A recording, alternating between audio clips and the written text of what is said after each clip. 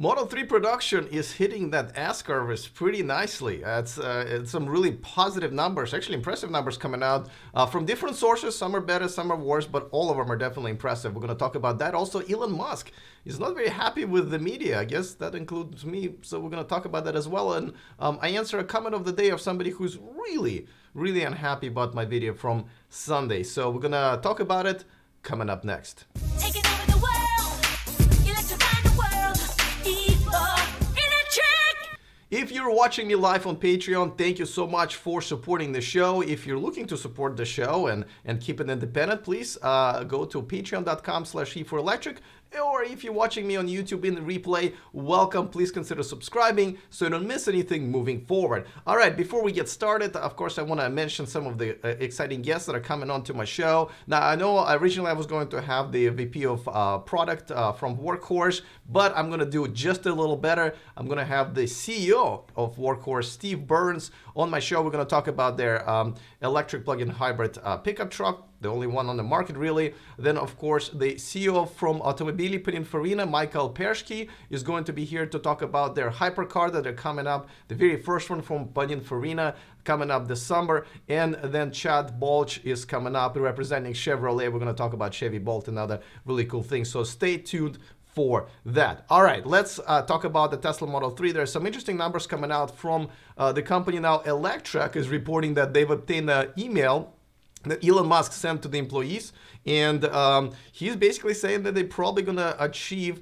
500 Model 3 units per day, which means about 3,500 per week. Now that's getting pretty up there now, and Teslarati, I believe, is reporting that somebody is leaking out information that they're much closer to 4,000 actually. Not sure why Elon Musk wouldn't have said that, right? Because he doesn't mind bragging, right? So I'm going to stick with 3,500. But then also, as you know, there's a Bloomberg tracker, and they're still at about, what, 2662. I literally got that screenshot from their website just a few minutes ago. Look at that, total of 26,000 cars sold. Now, don't forget, these are all top of the line, pretty much at this point, most expensive versions of the Model 3.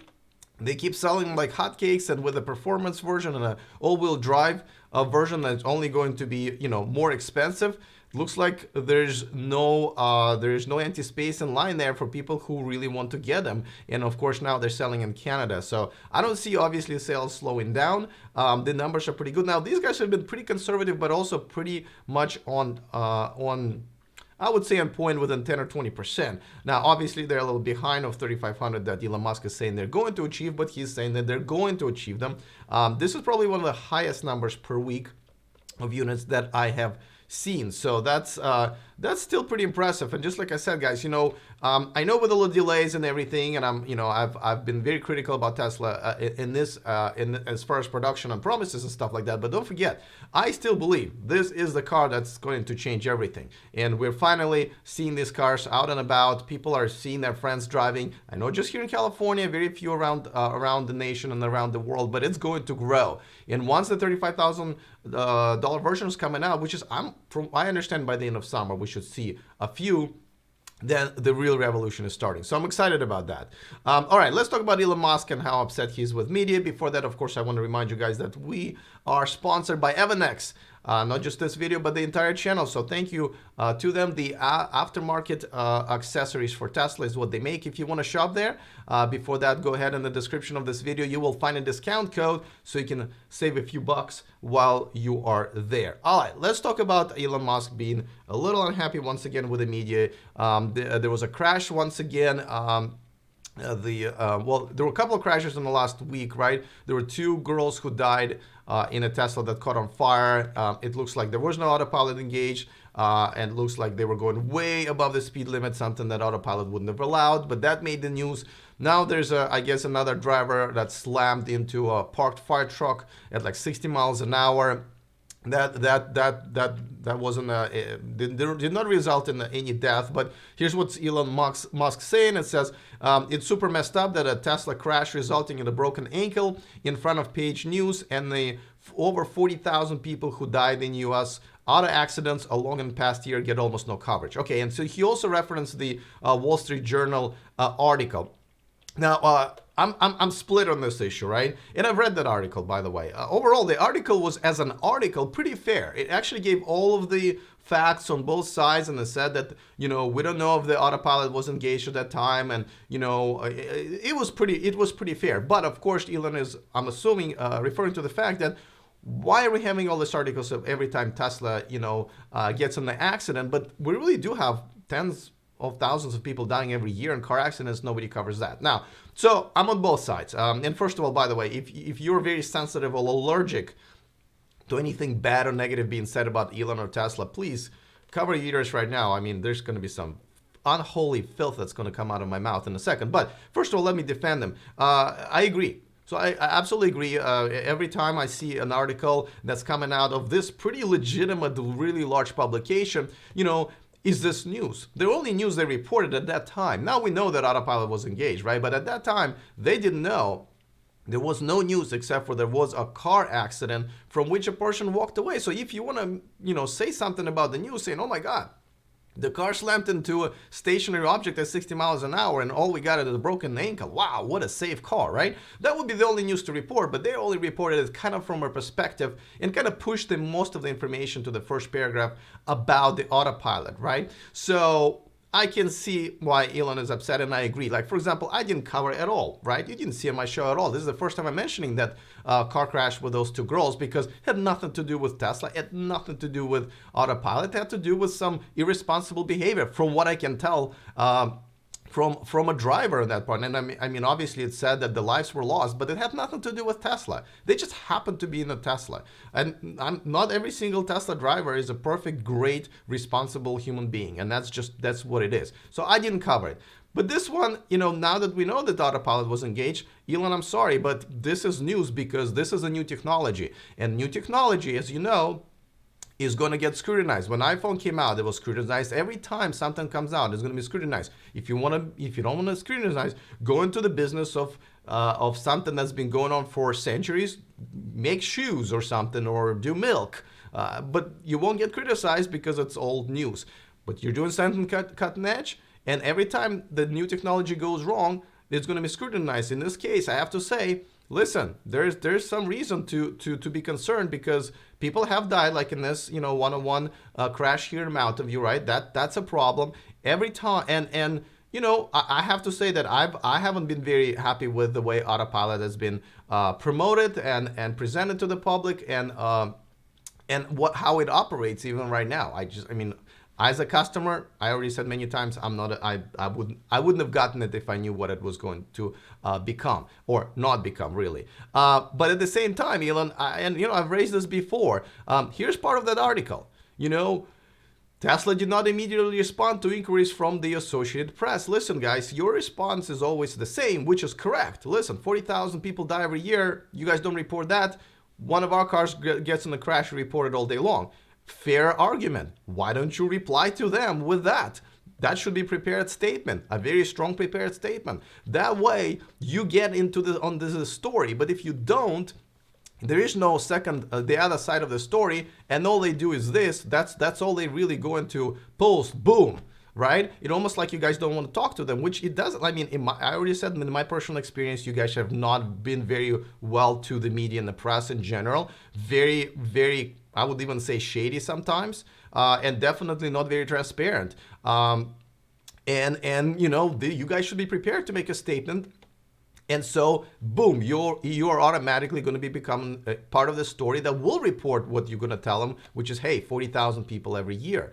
So you can't have it both ways. And I've criticized you many times for this. You guys got to get better PR people and communicate with the rest of the media effectively, so you guys always get represented. Okay, so that's my take on it. But nevertheless, I absolutely agree with Elon that once again, they're covering something that's kind of not there, if you ask me. So that's my rant. Of course, let me know in the comment section, because I know not all of you guys are cool with any type of criticism of Elon Musk. However, this is the channel where I will present both sides of the view and be as objective as I can, because that's kind of my job here. So let's move on to one of those people who are not happy with my Sunday video. I made a Sunday video from one of the superchargers saying that, listen, when I go long distance, I a lot of times I rent a gas car, a hybrid when I can, obviously, but because it takes me 8 hours instead of 5 hours to get to LA. Now, some of you question that math, but I explained it in my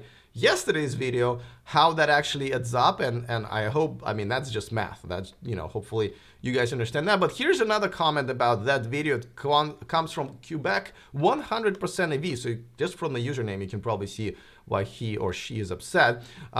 He said, or she said, you've got to be kidding me. Excuse me. You have got to be kidding me. This is all caps, see? Very upset. You're fighting a propaganda war with big oil and big auto, and here you are giving more credence to all of their BS arguments and simultaneously running a pro EV YouTube channel. Mind-blowing. Actually, I have to tell you, this is what I'm supposed to do.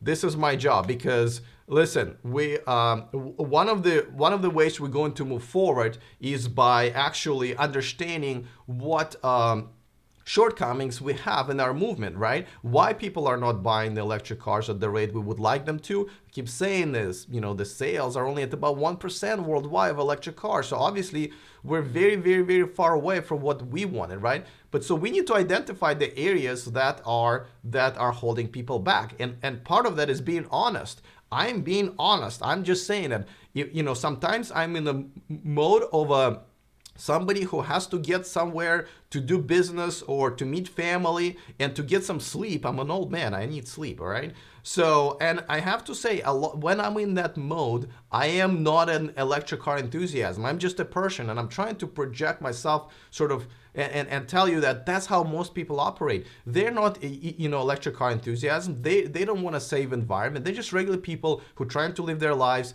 on the budget, get to places on time, to their families and friends and so forth.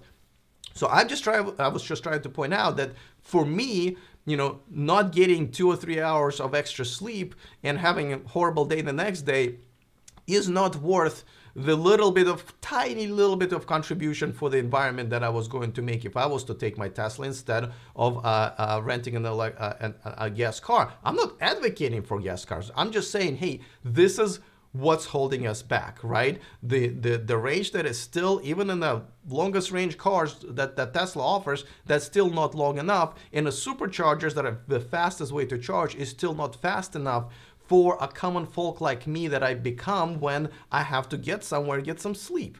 Well, I guess I'm common folk all the time. But anyway, so I'm trying to tell you that. And unless we admit that we're not perfect, actually far away from perfect, we're not going to make that much progress. So I appreciate this comment, but at the same time, I think you're the one who's being a little bit irresponsible, trying to think that everyone's absolutely 100% great and we don't have to do anything but convince other people. But we have a lot of work to do. We have a lot of fixing to do in this industry. And I think the first thing to do is to be honest, like I was with you guys. And at the very least, I hope you appreciate that. Though I know a lot of comments did appreciate that. So thank you for that. All right, so that's my rant about that. I'm sure I will be a lot of other comments like this one to answer. So I will do my job to do that. But for now, I appreciate you guys sticking around and watching this video. Of course, thank you for my Patreons watching this live.